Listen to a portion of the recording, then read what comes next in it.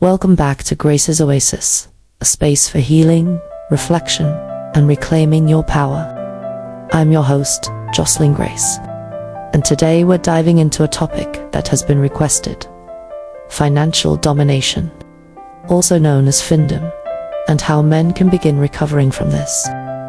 If this is something you've been affected by, you are not alone, and this episode is for you.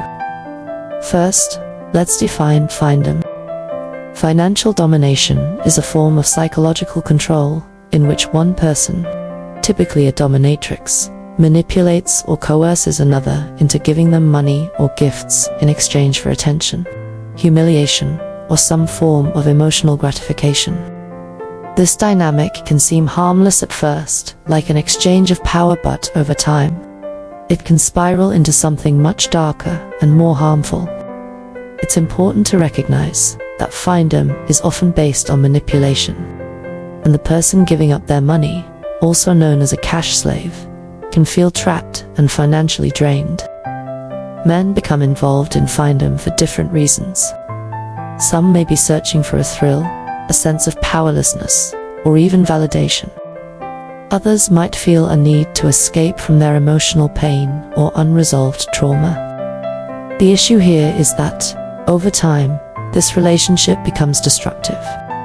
The dominator preys on their vulnerabilities, using tactics like guilt, shame, or even the promise of affection to maintain control over their victim's finances. If this is resonating with you, I want to remind you that no matter how deep you feel you've gone into this, there is a way out, but it starts with self. Ask yourself, what was my emotional state when I first engaged in Findom? Was I seeking validation, or maybe trying to numb myself to something else in my life? These are tough questions, but asking them is the first step toward recovery. So, how do you begin to recover from this? First, it's important to admit that there's an issue. Without recognizing the problem, it's impossible to break free from it. The next step is setting boundaries. Cut off contact with anyone who's been manipulating or controlling your financial decisions, and start to rebuild that autonomy. This might feel daunting, but it's a necessary part of reclaiming your power. Here's something else to think about. Who is truly in control of your finances and decisions? And how does that make you feel? Taking back control of your money is not just about the numbers, it's about reclaiming your sense of self. You have the right to manage your finances without feeling coerced. Investing in your recovery means redirecting that energy and that money towards something positive. Consider this. If you redirected the money you've spent on Findom into self-care or personal development, what kind of life could you build in the next 6 months? Imagine how much further along you'd be in your healing journey. Here are a few practical steps you can take. Set firm boundaries. Start by cutting off all ties with those who've controlled or manipulated you. Seek professional help. Therapy, support groups, or life coaching can help you understand the deeper emotional wounds that led you to this place. Create a budget. Begin managing your finances with the purpose of locate funds toward therapy, personal development courses, or simply building up savings. Invest in your growth, whether it's learning new skills, taking courses, or engaging in activities that enhance your self-worth.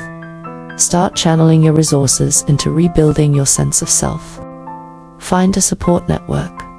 Connect with others who've been through similar situations, or seek guidance from those who can help you stay on track. Let's take a moment to reflect with a few questions. What boundaries can you set today to start taking control of your finances and your life? What have you learned from this experience, and how can you use that lesson to move forward? If you took just one step today toward your recovery, what would it be?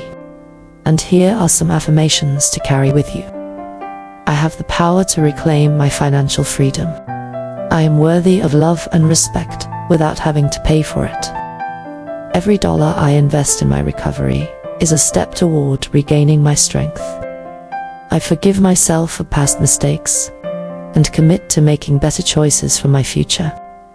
My self-worth is not tied to my wallet or anyone else's demands. Recovery isn't an overnight process, but every step counts. Every decision to put yourself first and invest in your healing is a victory. Take it one day at a time, and know that you're worthy of more than what Findom offers. You're worthy of a life full of love, respect, and true freedom. Helping others heal can pull us into some strange and unexpected places. But remember, you're not alone on this journey. If you need to talk, we're here to help. Whether you're just starting or already in the midst of your recovery, there's always someone to reach out to. Thank you all so much for joining me today on Grace's Oasis. If this episode resonated with you, don't forget to subscribe and share it with a friend. I'll see you next time as we continue this conversation and dive deeper into ways to reclaim your power and heal. Until then, be kind to yourself.